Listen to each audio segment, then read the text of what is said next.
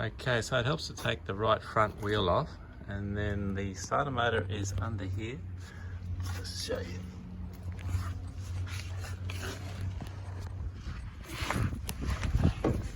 Okay, so it's just there, the back of the motor on the right hand side. So first I have to take this heat shield off. There's a little 8mm bolt up in there,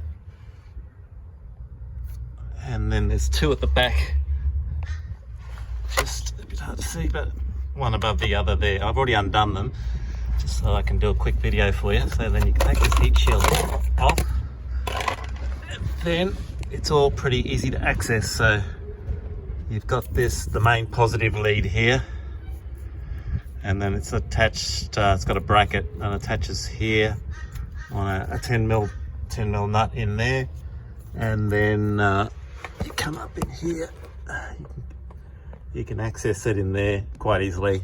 Got a 13mm, pull that little rubber boot back, 13mm there, or 1/2 inch, and then the little plug for the solenoid's just there. It's a little clip and it just pulls out, so that's all fairly easy to access. And then you've just got your two bolts here, one there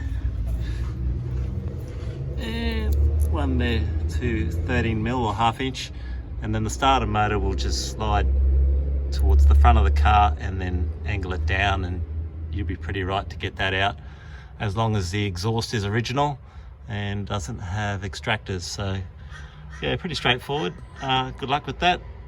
I hope that helps. Thank you.